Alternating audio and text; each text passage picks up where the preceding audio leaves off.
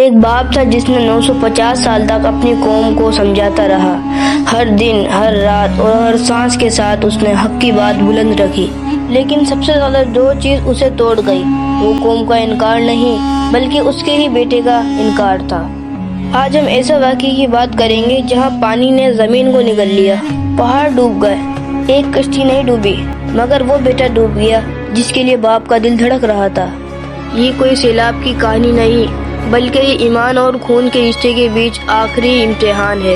قدیم زمانے پہلے جب ایک قوم بت پرست تھی، ظلم اور گناہوں میں ڈوبی ہوئی تھی، جب اللہ نے ایک نبی کو منتخب کیا، حضرت نوح۔ قرآن کریم میں ان کا نام بڑے احترام سے آیا ہے اور ان کی قوم کی سرکشی کو تاریخ میں بڑا قرار دیا گیا ہے۔ حضرت نوح نے اپنی قوم کو اللہ کی طرف جھکنے کا ہر دفعہ سمجھایا ہے۔ اے میری قوم، اللہ کے آگے جھکو، اس کے علاوہ کوئی معبود نہیں۔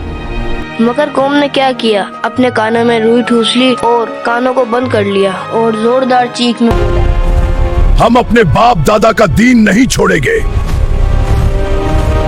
صدیاں گزر گئی مگر ان کی قوم نے توبہ نہیں کی۔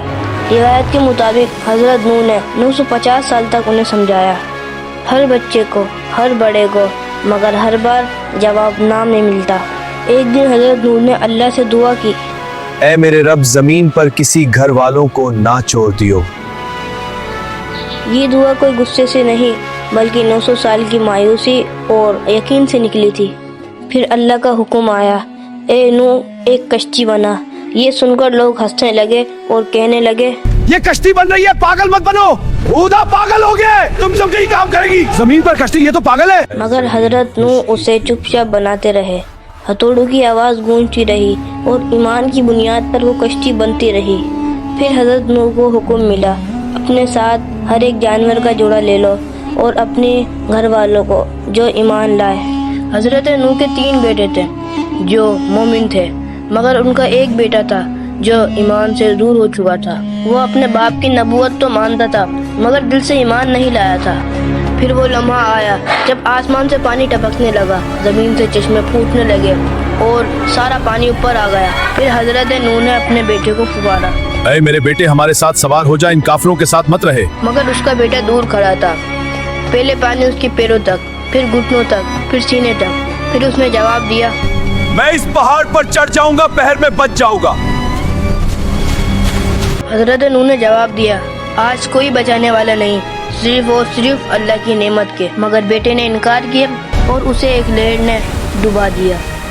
پہاڑ ڈوب گئے، درخت غرق ہو گئے اور ایک ہی لمحے میں پوری قوم ڈوب گئی، مگر نوح کی کشتی کو کچھ نہ ہوا۔ پھر جب پانی سوکھا تو جودی نام کے پہاڑ پہ نوح کی کشتی رکی اور نوح نے اللہ سے دعا کی۔